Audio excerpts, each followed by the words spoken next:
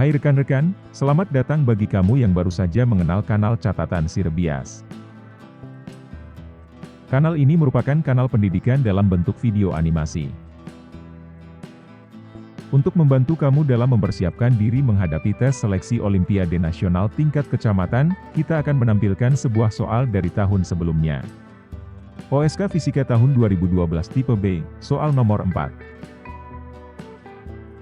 Sembari makan makanan ringan, kamu bisa membaca soal ini dalam 10 detik ke depan.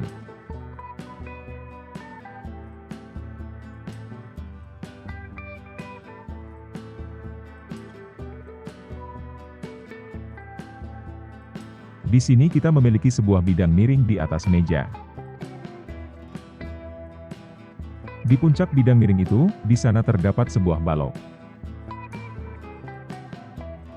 Permukaan bidang miring tidak terlalu kasar, sehingga balok itu bisa meluncur menelusuri permukaan bidang miring, hingga menyentuh ujung bawah. Selanjutnya, balok itu dapat mencapai permukaan tanah.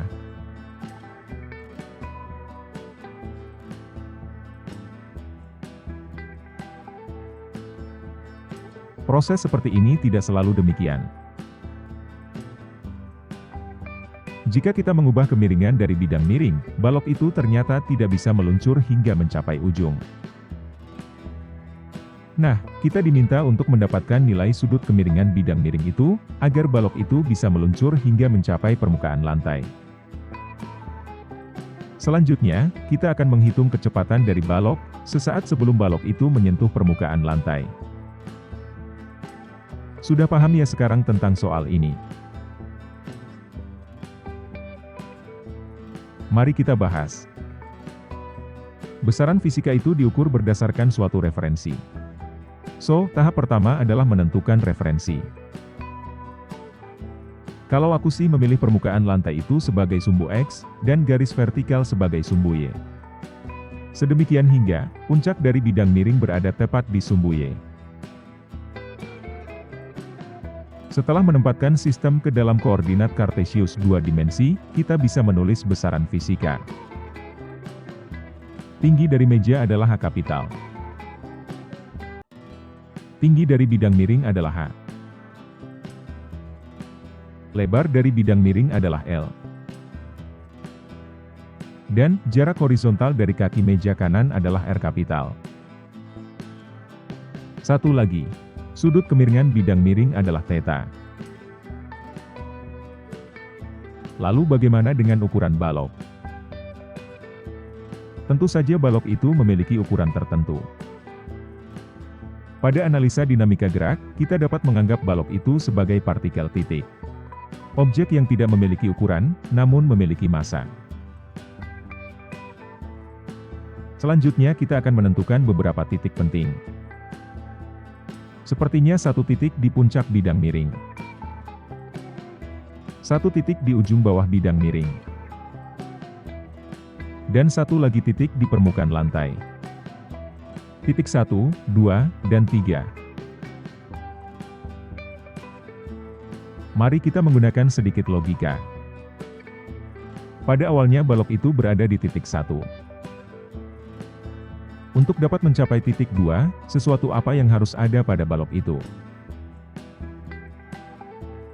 Benar sekali. Balok harus memiliki kecepatan di titik 2.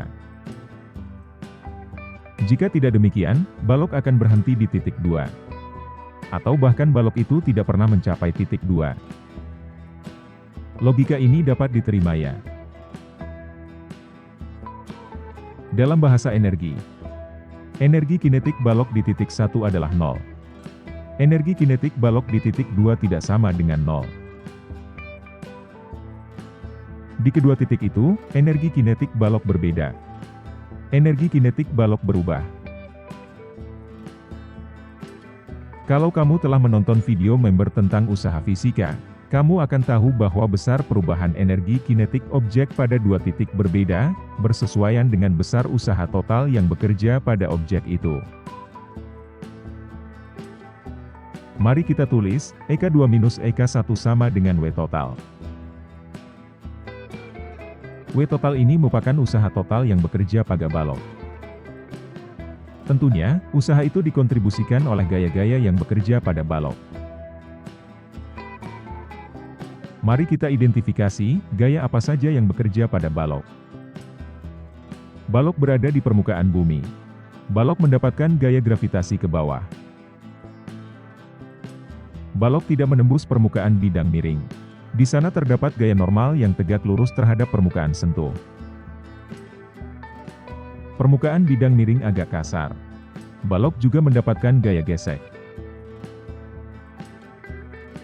Usaha merupakan perkalian dot antara vektor gaya dengan vektor perpindahan. Besar perpindahan balok sesuai dengan panjang lintasan yang ditempuh oleh balok, S. Nah, vektor perpindahan memiliki panjang sebesar S, arahnya sesuai dengan pergeseran balok. Karena ini merupakan usaha total, kita akan menghitung besar usaha yang dilakukan oleh setiap gaya. Usaha total adalah vektor mg dot vektor s, plus vektor n dot vektor s, plus vektor fk dot vektor s. Menggunakan konsep perkalian dot. Perkalian dot ini adalah mgs cos 90 minus theta. Karena sudut antara vektor mg dan vektor s adalah 90 minus theta. Perkalian dot ini adalah ns cos 90. Dan, perkalian dot ini adalah fks cos 180. Ini merupakan trigonometri sederhana. Cos 90 minus theta adalah sin theta. Cos 90 derajat adalah 0.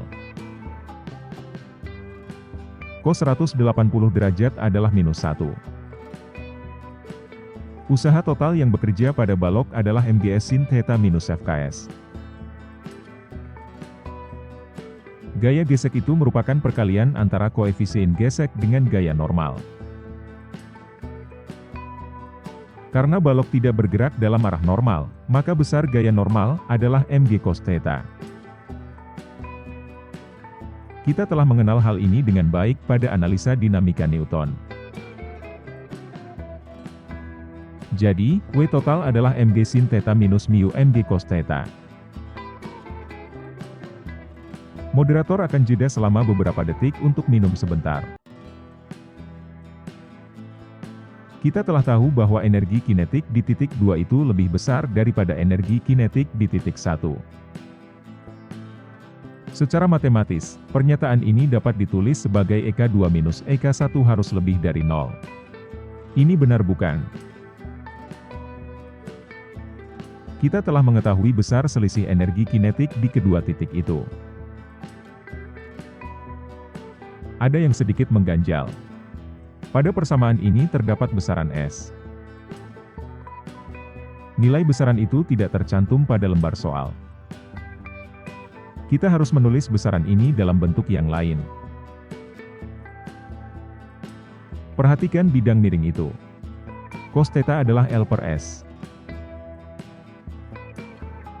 Dari sini, S sama dengan L per cos theta. Substitusikan nilai ini ke sana. Sin per cos adalah tangen. Cos per cos adalah 1. Mgl tan theta minus mu mgl lebih dari 0. Bukankah mgl ini merupakan nilai yang sama? Kamu bisa mencoret nilai itu. Kita bisa menggeser mu ke sisi kanan. Tan theta lebih dari mu. Inilah jawaban dari bagian pertama. Agar balok itu memiliki sejumlah kecepatan di titik 2, besar tan theta harus lebih dari mu. Sekarang kita akan mulai membahas bagian kedua. Ini lebih mudah daripada bagian pertama. Kita tahu bahwa energi itu dalam tanda kutip kekal. Kita akan menerapkan hukum kekekalan energi mekanik di titik 2 dan titik 3. EM2 sama dengan EM3. Kita telah mengetahui energi kinetik di titik 2 dari teorema usaha energi kinetik. Titik 2 memiliki ketinggian sebesar H kapital. Kita tulis saja, EM2 sebagai MGL tan theta minus mu MGL, plus MGH kapital. Ketika menerapkan teorema usaha energi, kita telah mempertimbangkan gaya gesek. Jadi, kita tidak perlu lagi menambahkan energi itu di sini. Sementara itu di titik 3, balok memiliki kecepatan sebesar V, namun tidak memiliki ketinggian. Balok hanya memiliki energi kinetik, setengah mv kuadrat. Semua faktor memuat besaran M. Kita dapat mencoret nilai itu. Jadi, kecepatan balok adalah akar dari 2Gl tan theta minus mu, plus 2Gh kapital. Jika kita menghendaki agar jawaban itu dalam bentuk besaran ketinggian, perhatikan bidang miring itu. Tan theta adalah H per L. Kita bisa memasukkan nilai ini ke dalam persamaan itu. Kita bisa menguraikan faktor ini sebagai 2GH minus 2 mu GH per tan theta.